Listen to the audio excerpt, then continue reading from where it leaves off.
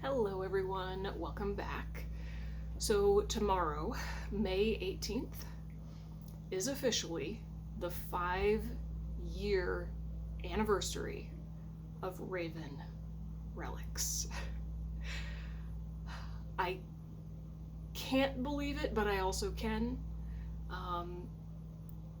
It's just amazing to me that I have been making journals for the purpose of selling for 5 years. It's crazy. I'd actually be curious to know if anybody watching this video has been with me since day one. Let me know down below in the comments actually how long you have been watching my YouTube videos. I would be really interested to know. But anyway, so I've been kind of sitting with that, feeling nostalgic and just grateful to myself because no matter what, whether I experimented with other things or I explored different avenues, I tried other forms of artistic expression, despite all of the doubt, severe amounts of self-doubt that I have felt, no matter what has come up in my personal life, literally nothing has ever stopped me from just consistently making these journals for 5 years now. And I am so glad that I never stopped, even though there were times that I thought I would. I have learned so much more about myself through that commitment. And I honestly feel like I'm ready to start now. It's like the first 5 years were just one gigantic experiment. I had no idea what I was doing in terms of making my joy a business. You know, obviously I had foundations in bookbinding and artistic self-expression, but in terms of making any of that into a business, I had no clue. No clue what I was doing, and in some ways I still don't. But here I am 5 years later, and it feels like all of the self-doubt and the struggle and the experimentation was worth it because I'm just in such a good place. So before I move on, I just want to say thank you to every single one of you who watches my YouTube videos and supports my business, whether you follow me on Instagram as well, or you're on my newsletter list, or you've purchased a journal, any and every way that you have ever supported my endeavor, it is more appreciated than you know.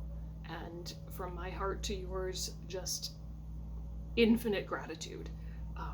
And we are truly just getting started. Okay, 5 years in and we're just getting started.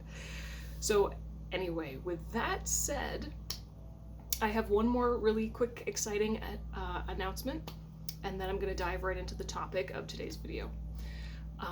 About a month ago, I think it was about a month ago, the staff at Hammond Castle Museum, which is a museum literally right down the street from us, and it is, yes, an actual castle. The staff of the Castle Museum reached out to me and asked if I would be interested in selling some of my journals in their gift shop. Yeah, of course, that'd be amazing. So that has happened.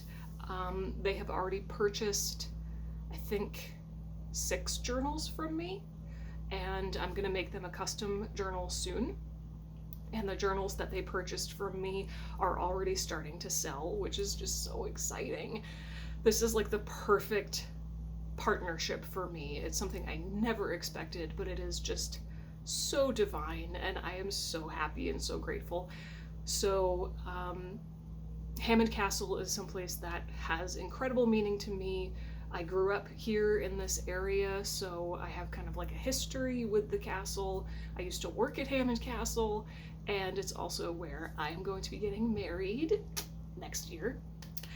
So I have a very special relationship to this place, but I never in a million years would have dreamed that they would want to sell my journals at the Castle gift shop. Oh my god, so exciting. So anyway, if you are ever in the area of Cape Ann, Massachusetts, and you want to check out Hammond Castle, I highly recommend it. It is an amazing place, and you could also see my journals in the wild, so to speak. So I announced that in my newsletter, but I figured I would let you guys know here as well. That's a really great way to like kick off my 5th year in business. So now onto the meat of this video. Let me take a quick drink. So I have been making flip through videos of my journals since almost the beginning. Not quite the literal very beginning, but pretty close to it. I've been making flip through videos for probably 4.5 of the 5 years that I've been doing this. And if you are an OG and you remember way back in the day, I used to talk while I was flipping through the journal. So, you know, you would be seeing my hands and the journal, but then I would be kind of like explaining the whole thing as I'm flipping through it. I figured out eventually by doing that I didn't like it. I don't know why. Just something about like talking into empty space and talking at the camera but without being able to like look at the camera. It just tripped me out. I never got comfortable with it. I would get really out of breath, and it's just so weird. Like, why would I get out of breath? I don't know. I just didn't like it. And if I like stumbled over my words, like my mind would go blank a lot, and I would feel like, oh, I have to start this thing all over again. I didn't, whatever. I like watching other people's flip through videos where they're talking through it, but it just never felt completely good to me. So then I started to do the ASMR style videos where it's just the sound of the book as I'm flipping through it. And I would like knock on the cover, like tap on the corner protectors and crinkle the paper extra hard or whatever. And those videos did actually pretty good. I just noticed one of my ASMR flip through videos from last year is at almost 2,500 views, which is like, whoa. But then I was like, maybe it would be even better if I put like pretty ambient music in the background of the flip through video, because then there's no chance that you're gonna hear like my dog boofing in the background or my heavy breathing or me swallowing or a car going by, or you know, my now fiance like making a sound or whatever. You know, to make ASMR videos, everything has to be like completely silent for the whole duration, which is not always easy to accomplish. So for a while now, I don't know, maybe a year now, I've been playing ambient music in the background of my flip through videos. And I really like that. I like the ASMR and the music. I like both. You let me know down below which one you like better. But either way, during my flip through videos, I don't talk. There's no information. It's just the journal, which is the way I want it to be. But there is also part of me that wants to talk about my creative process and wants to share exactly how a journal was inspired. So I'm thinking maybe from this point forward, I will make 2 videos per journal. I'll make the flip through video, whether it's ASMR or with the ambient music, and then I'll make a second video just kind of briefly going over the creative process and the inspiration that went into the journal. I don't know. So I'm feeling called to do that. I'm going to try it out. We'll see how you guys like it, if anybody likes it. But I feel like trying it out. So we're gonna do that today. And so I'm gonna go ahead and tell you guys about the inspiration behind my latest journal, which is Dreamweaver. I just released this journal the day before yesterday. So she is officially in my shop for sale at the time that I'm filming this, and the flip through video was released, I think, the day before yesterday. So if you want to check out the listing or the flip through video, I will leave those links in the description box down below. So her name is Dreamweaver. She has this pretty satin closure, which I will undo so that you can see the cover in its full glory. So here's the story behind Dreamweaver.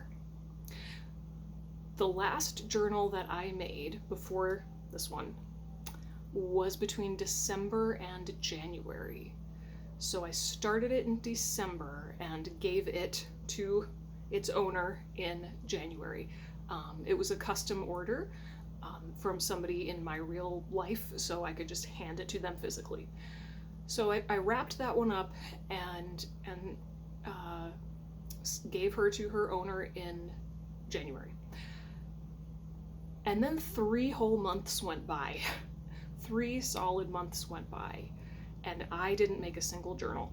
I had no desire to. There was just nothing there. I was very distracted with other things. I was focused on other things. Big life shifts were happening. I got engaged, so that was a big thing.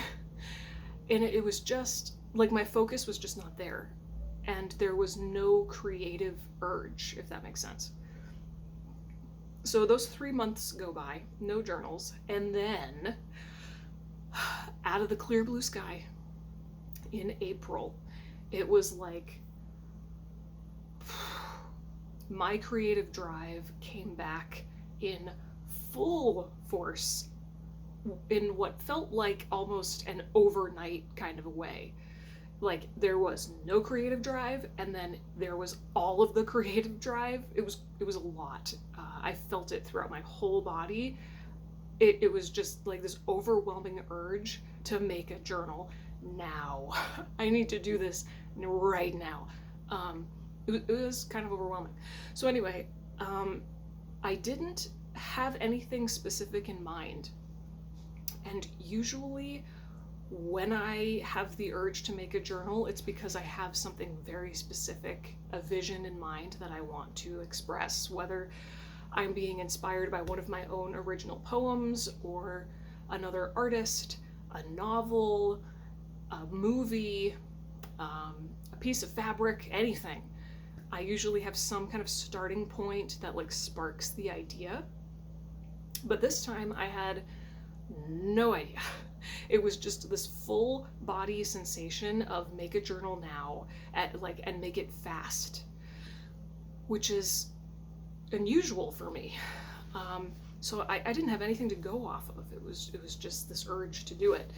So what I did is I went to my digital downloads file folder on my computer. And I have been slowly but surely amassing a library of digital downloads for 5 years. So I have a lot. I have a lot of digital images that I use for my journals.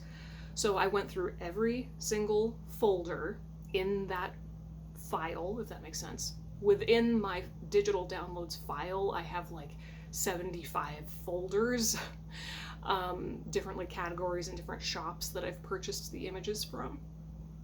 So I went through every single image in every single folder, and I just brought up the images that were speaking to me the most in that moment. So by the time I finished, I had approximately 10 images, 10 digital images that were really speaking to me the most in that moment. And then it was just a matter of, process of elimination. Well, between these 2 images here, this one is more interesting to me, so I'm going to close out of that one. Between these 2 images, I would rather work with this one right now than that one, so I'm going to X out of that one, right? I hope that makes sense. So process of elimination until I was left with apparently what was the image that was inspiring me the most, and that was this gray and black spider paper.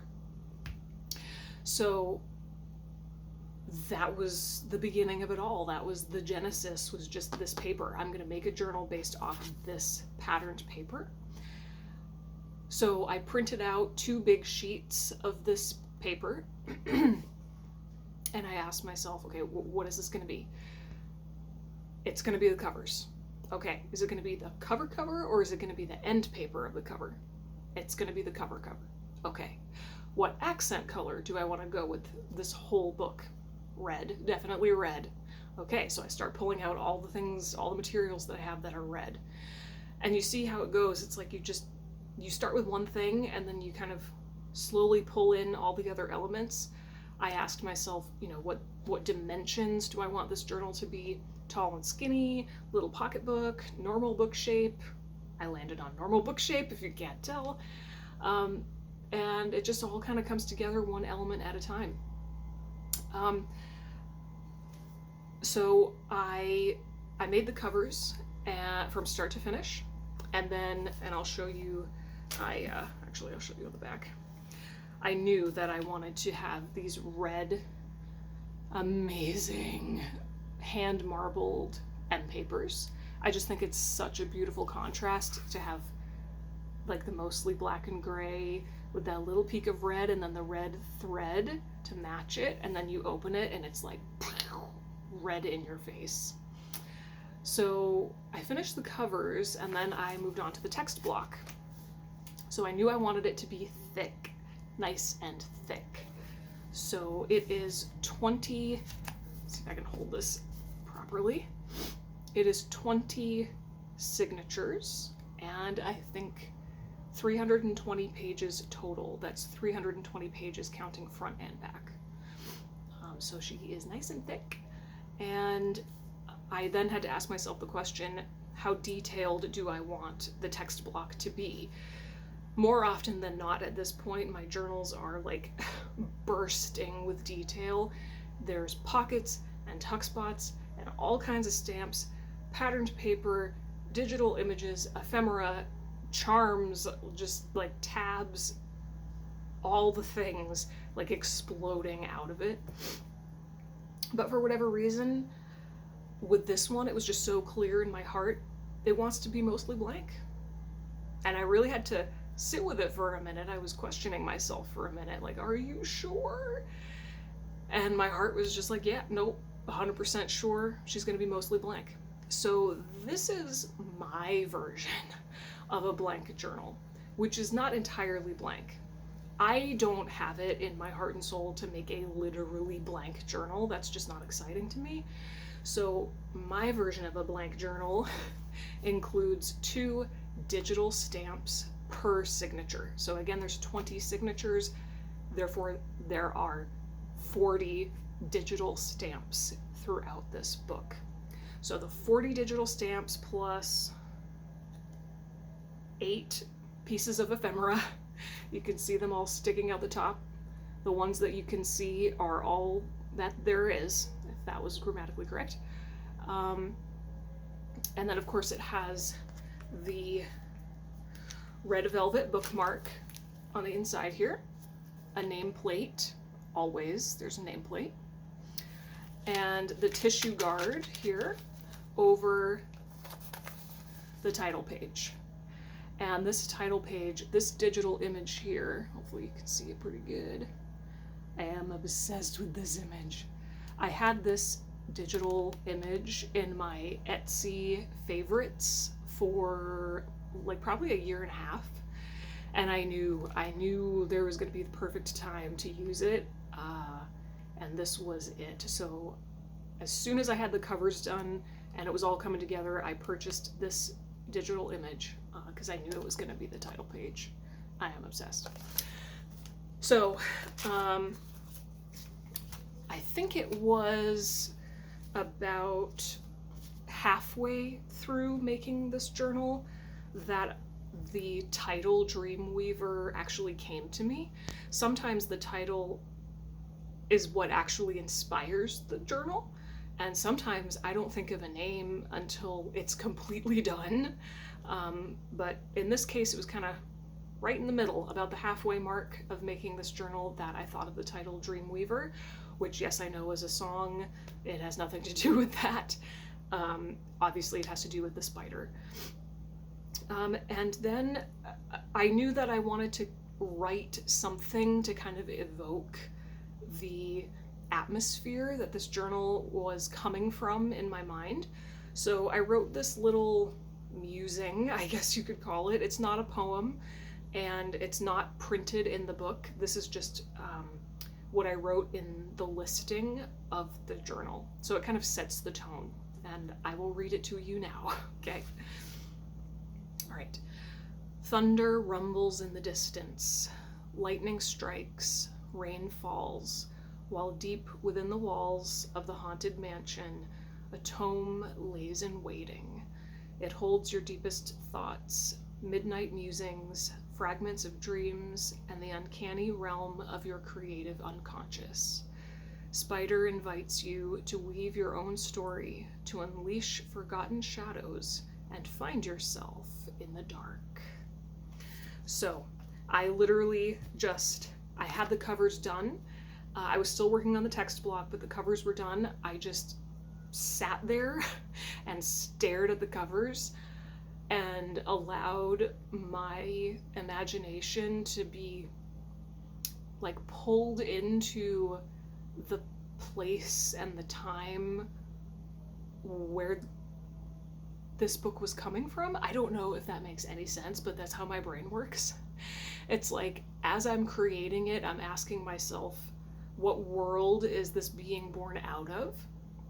And so then I wrote that based on that kind of creative exercise.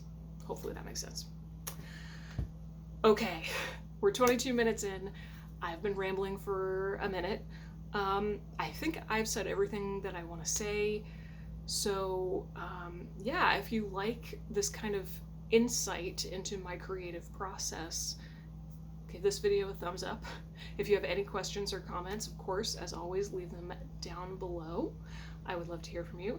And again, thank you so much for 5 amazing, crazy years of Raven Relics. And like I said, we are literally just getting started. So, all right, guys, thank you for watching, and I will see you next time. Bye.